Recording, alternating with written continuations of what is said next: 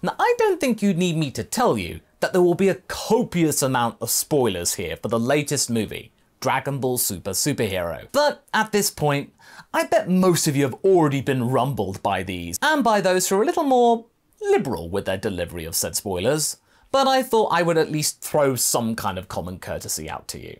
You have been informed, so we may now proceed. Well, we're at that time in the grand scheme of things that the movie release that most of you have either seen already or know exactly what will happen prior to seeing it, through various means and methods that I do not necessarily condone, has come about. Yes, Dragon Ball Super Superhero set the internet alight with its choice of story, and the fact that its release schedule is incredibly backward and naive as to how modern social media works.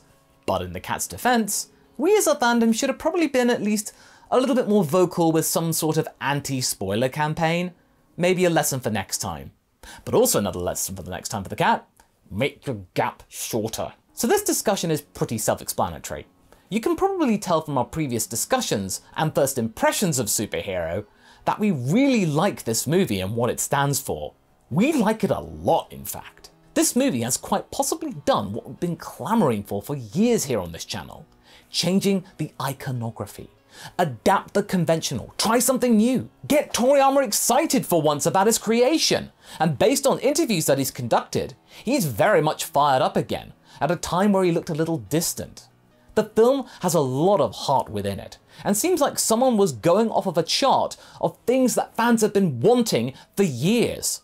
And yes, whilst handling fan service doesn't always work, in this case it does.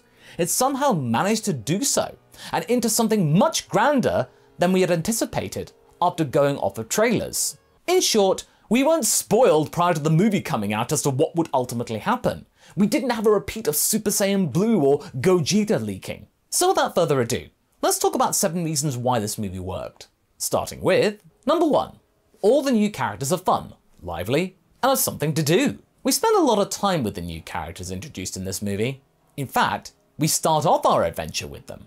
And every time that they're on screen, they are a delight with oodles of charm. Carmine and Magenta are fun and goofy, dating back to the original Red Ribbon Army days, while still maintaining a certain level of malice that is appropriate for modern baddies in Dragon Ball. They are more than repeats of Commander Red and Staff Officer Black though. They both have their own little quirks. Carmine presents anyone in his little YouTube channel. They're a real joy to watch. Dr. Hedo is one of the greatest surprises here, as he's pretty great. He is more than just a generic child prodigy. He's directly involved. He's thought of everything. Although we could see him being bullied in prison on a very base level because he's short and a nerd, he's more often in control of the situation than not. He's pretty brave and willing to participate in events, and he does seem to care about his 2 greatest creations, the Gammas, unlike Jiro, who really didn't care about any of them. Even though he is being played by Carmine and Magenta, he knows he's being played. He goes with it. He chooses to. He's got a little Wasp 2 up his sleeve, just in case. That will probably now be the greatest enemy of any Dragon Team member going forward. You know, just hovering there. Also, there is a nice bonus for being directly related to Dr. Gero. You have direct connection to the original story, which means you might just make it out of here alive. And we also didn't think that Gebo, or Gervo, of however you pronounce it, had a sibling that in turn had a kid of their own. We just assumed that Jiro had the one. I wonder if we're going to be meeting his parents at some point. Or is this going to be a 17's wife sort of thing we never find out? Questions for later. Now, as for the Gammas, they're not all that surprising despite being endearing. They're slightly misguided, wanting to be heroes, and they bicker amongst themselves all the time due to their contrasting personalities. One is eccentric, one is serious. But where they really shine is in how they fight. Holy moly! Those 2 can pack a punch. And even though they do have energy blasts coming out of their little blasters, I like that actually, it's not just a standard handy thing. They prefer to get physical, which gives us some great action scenes, and also reduces the reliance of ki attacks, a modern bugbear of Dragon Ball, and instead it goes back to the close quarter days of classic Dragon Ball. Even the minor characters are fun. Pan's kindergarten teacher, who doesn't seem to mind all that much about the bombastic goings-on, is brilliant. Totally chill about a big green slug man in a covert ops suit taking one of her pupils home. Seems normal. Then there's Number 15, who gets constantly beaten. And are we forgetting someone? Oh yes, we have a pretty big someone, but we're going to talk about him later. For now though, it's worth pointing out also that, number 2, this is not in fact a Gohan movie. It's a Piccolo movie. While Pan did a little less than we had thought, she still was there participating and helping. At not one point or so was she the damsel in distress, thank you, that we had feared. On the contrary, she and Piccolo were in cahoots the entire time, just to get Gohan to do stuff. But who did much, much more than we thought was our favourite Big Green, or now Bigger Orange. This movie is important for many characters, and for many, Gohan's return to form was the main course, but really, it's Piccolo's glow-up that steals the show. After years of being relegated to 4th place as a support role, being the mentor to other characters, he may still be doing supporty things, but his actions are pumped up to 11, participating directly against the big bad for the first time since he took out Babidi. Piccolo is the superhero. The title can have many meanings in the context of this production, but honestly, in this case, I think we could apply that moniker to the Namekian, or maybe Gamma 2 on a stretch, but more like Piccolo, if I had to choose. He gets 2 new transformations. He performs a quite adorable double act with Pan. Some may even say that his chemistry with her may be even better than the chemistry he has with Gohan. And he's willing to push both himself and Gohan to the absolute limit in order to save Earth from the Red Ribbon Army. He's not waiting for Goku. Also, he shows that he is capable of stealth mode. Krillin would be so proud of him. We see him happy, angry, bickering with Bulma, saddened, hurt, triumphant.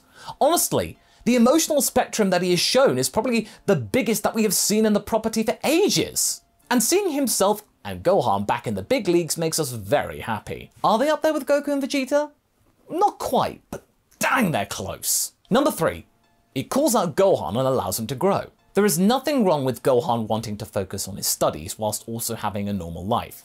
In the past few years, we were being treated to a very sloppy explanation as to why the son of Goku was not able to find his work, training, family groove. We felt that this was a little bit dishonest to the audience, creating tension for tension's sake. It just kept bobbing and upping and woof. And you know what? Piccolo calls Gohan out on this finally. He had grown so accustomed to Vegeta and Goku dealing with everything Gohan that he made it an excuse to push himself into the background. Not only that, but his family life, the thing he wanted to focus on the most, isn't that great either. Again, he takes advantage of Piccolo in taking care for his kid. Oh, what's that, Gohan? Is that your Goku showing? Bye, son? More like, bye, Pan. Seriously, Gohan in the first part of this movie is so annoying. But still, this gives the movie an opportunity to deal with his unwillingness to go into action and realizing his heroic potential. The low may be low, but this leads to a massive rebound. The euphoria on display here is palpable. Hopefully he won't be making these excuses again, and will spend more time with his daughter. Finally, for this point, Dragon Ball has started to acknowledge character flaws inside the world, instead of having to rely on interviews or fans having to make up guesses or justifications for the show's sake. And it works. And you know what else works? Number 4, they managed to own the CGI. For the most part. Look, we know that hand-drawn animation, overseen by Shintani and DBS Broly, was one of the most visually stunning experiences of the franchise to date. And while even a thing as good as Superhero's predecessor had their own sort of slip-ups, it set the bar high. So it was understandable why people were feeling really worried when they announced that the movie would be a solely CG production, or at least primarily. Why? What was the need? Why mess up the formula that had worked so well with Broly? I thought we'd found a good paradigm. We are used to such solutions serving only as to make the process cheaper. Illumination, anyone?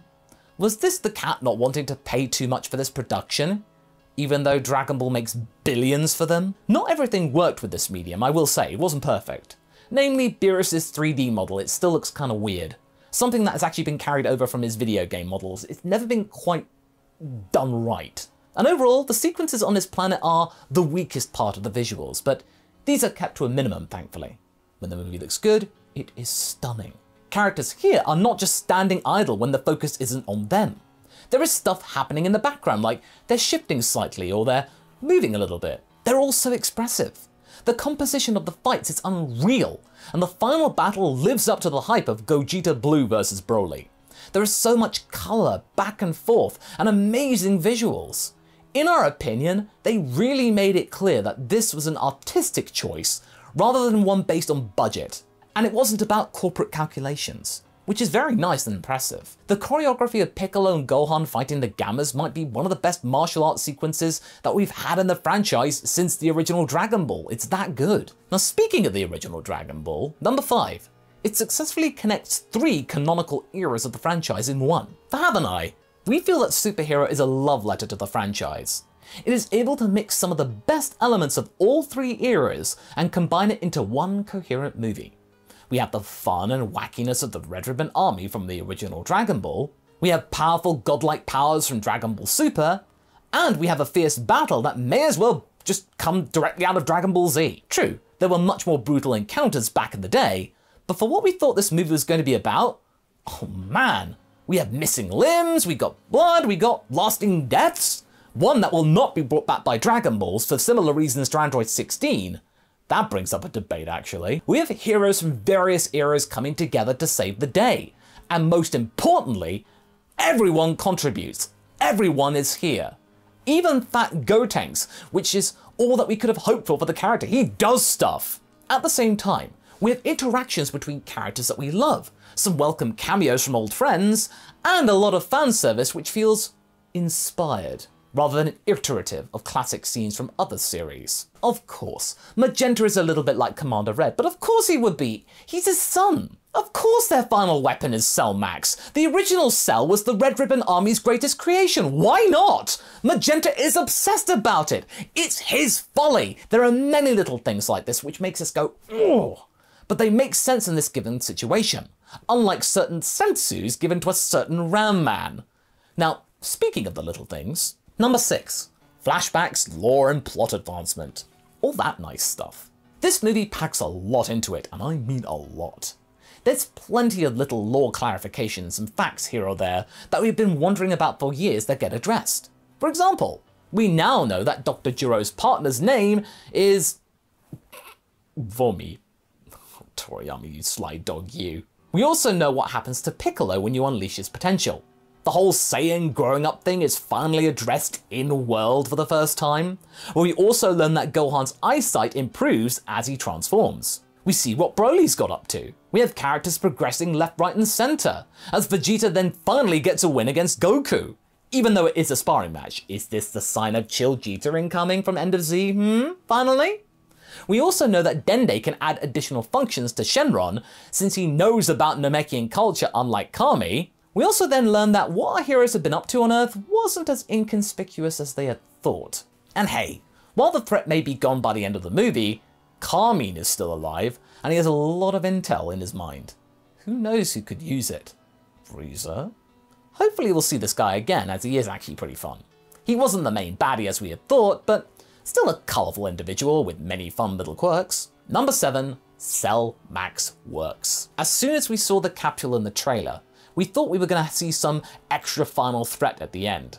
Would it be Gamma Zero, an upgraded Magenta, Android 12, Bio-Carmine, Raditz? There are a lot of ideas floating around at the time, and admittedly we were a little bit concerned about a possible Cell variant due to the fact that, setting up an extra character for the final act can be tricky. But it worked. This was no Bio Broly fiasco here, folks. They made a final boss who, like the original Broly, screams a lot and destroys stuff, but manages to be a threat and not a joke. First and foremost, our successor to the Screaming Man in green trousers, the Screaming Red and Green Man in green knickers, is an amalgamation of many villains from the past that came before him, not just Cell. You also have Bio Broly and a Rudigan added to the mix, which combined with his great size makes him work more like a disaster villain, a kaiju, rather than a regular punchy character. And honestly, Toriyama was able to see his favourite Cell form getting more exposure, and being truly terrifying. Basically, Cell Max is not really a character. He's a force of nature, or a force of science, and while being an homage to his much smaller predecessor, He's not trying to be exactly like him, and that's good. He doesn't regenerate, he doesn't speak, he is destructive, and forces our heroes on Earth to come together to defeat it. Some people might be disappointed that he doesn't have a personality, but honestly, we had enough of that with the Gammas. The other antagonists have so much of this that it was unnecessary for this case, and it allowed Cell Max to be quickly introduced to the final act, and then gone. Big monster, smashy smashy. And there was a lot of really satisfying smashy smashy going on here. Stop it. And I think the Piccolo Cell Max Kaiju battle will become a cult classic moment for this movie going forward. We'll remember this. Oh, and bonus. Krillin finally hit something, namely Cell Max's face, with a Destructo Disc. Yay, I'm helping! He hits both his Solar Flare and Destructo Disc true. And whilst it doesn't end the beast, we do see that he felt that. It did something. Which is really impressive when you think how powerful Cell Max should be. Good for you, buddy. Good for you. So this was our 7 and a cheeky 8th points of stuff that for us made the movie work. We are very happy about this movie, and we feel that it moved the characters in the direction that we wanted them to go. We are excited for the future of Dragon Ball now, to see where Dr. Hedo and Gamma 1 are headed, now technically being a part of the Dragon Team. Hopefully we'll see them again sooner than later, and I hope that I will see you again sooner or later in the next video. Catch you later!